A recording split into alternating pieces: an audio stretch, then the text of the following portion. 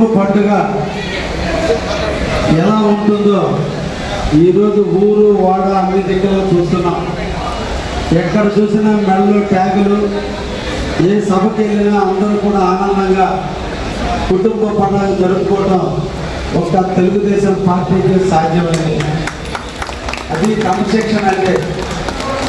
కీర్తిశేషులు నందమూరి తారక రామారావు గారు పార్టీని స్థాపించి 44 సంవత్సరాలు పూర్తయిన తర్వాత ఆయన పుట్టినరోజు సందర్భంగా ప్రతి సంవత్సరం కూడా మహానాడును జరుపుకోవడం, రేపటి మహానాడుకి ఆయన పుట్టినరోజు జరుపుకుంటున్నాం కాబట్టి ముందు రోజునే మన తెలుగుదేశం పార్టీ చేసుకోవాల్సిన తీర్మానాలు, సంవత్సరం కాలం పాటు రాబోయే సంవత్సరంలో ఏ అభివృద్ధి కార్యక్రమాల మీద నిర్ణయాలు తీసుకోవాలో దిశ దశ చూపేటువంటి నాయకత్వం ఉన్నటువంటి మన నాయకత్వం ఈరోజు వర్కింగ్ ప్రెసిడెంట్గా ఎన్నిక కాబడిన శ్రీ నారా లోకేష్ బాబు గారి ఆధ్వర్యంలో మన జాతీయ అధ్యక్షులు శ్రీ నారా చంద్రబాబు గారి సూచనలతో ఈరోజుని మహానాడుని వర్చువల్గా జరుపుకుంటున్నాం.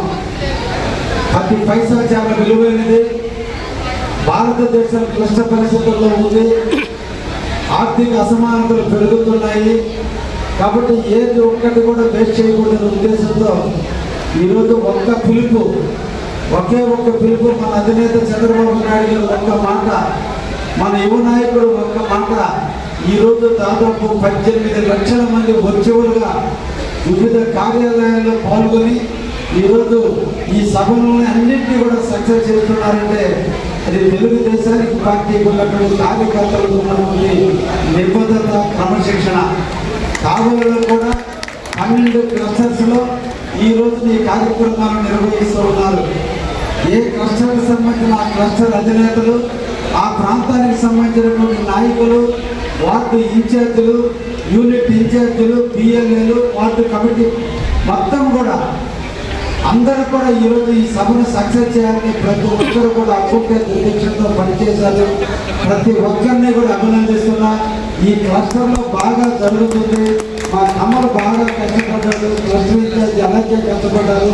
అదేవిధంగా పార్టీ అధ్యక్షుడు గుత్తికొండ కిషోర్ ఇక్కడ ఉండి అన్నీ నిర్వహిస్తున్నారు. 1వ వార్డు ఇన్ఛార్జి వెంకట్రావు మొదలుకొని 2వ వార్డు ఇన్ఛార్జి శివాజీ, 3వ వార్డు కమలోళ్ళు, అదేవిధంగా సురేష్, అదేవిధంగా ఇతర నాయకులు, 4వ వార్డు కృష్ణ, అదేవిధంగా మిగతా వెంకట్రావు గారిని, అదేవిధంగా 5వ వార్డు చిలకపాటి శ్రీనివాసులు, 6వ వార్డు జగపాలి ప్రసాద్, రమణయ్య, 7వ వార్డు కామనపోయిన సురేష్, మోగా సురేష్, 8 మోహను, అదేవిధంగా రామకృష్ణ, తర్వాత హర్షియా బేగం, తర్వాత మన రహీం అందరూ కూడా చావు రామకృష్ణ అందరూ కూడా ఈరోజు నిర్వహించడానికి మిమ్మల్ని అందరినీ కూడా అభినందిస్తున్నా.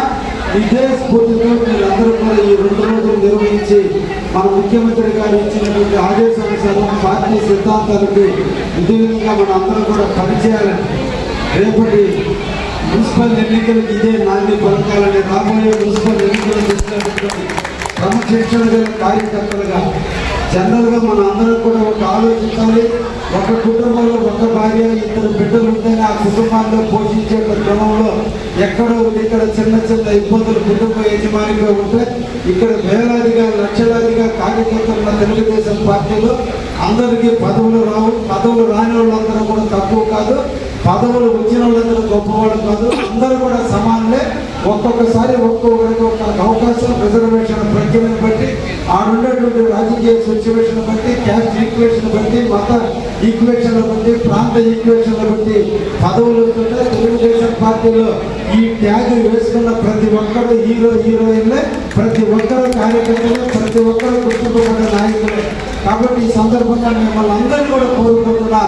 ఈరోజు ఏదో పార్టీలో కొంతమంది పనులు కావడం లేదనో, కొంతమంది పనులు అవుతున్నాయని కాదు, సందర్భానుచితంగా పనులు అవుతున్నాయి. ఒక్కో సందర్భంలో కావు. ప్రతి ఒక్కరు ఆనందంగా ఉంటారు. ఒక్కో సందర్భంలో ప్రతి ఒక్కరికి ఎక్కడో ఇక్కడ ఇబ్బంది అవుతుంది. ఇబ్బందులు వచ్చినప్పుడు తిరిగిపోవడం, ఆనందం వచ్చినప్పుడు పొంగుటిక్కుపోవడం కాదు. ఈ తెలుగుదేశం జెండా ఉన్నంతకాలం మనం ఆ జెండా నీడను బతకాలి. ఆ జెండాని తలెత్తుకునేటట్టు చేయాలి. ఆ జెండాని మన కావలి నియోజకవర్గంలో పాతాలి. శాశ్వతంగా కావలి నియోజకవర్గం తెలుగుదేశం అడ్డగా మారాలి. అది కార్యక్రమం. కార్యకర్తలకు ఉన్నటువంటి బలం. మన ఇంట్లో చిన్న చిన్న ఇబ్బందులు ఉన్నా వాటన్నిటిని సవరించుకోవచ్చు, ఎప్పుడైనా దాన్ని పరిష్కరించుకోవచ్చు.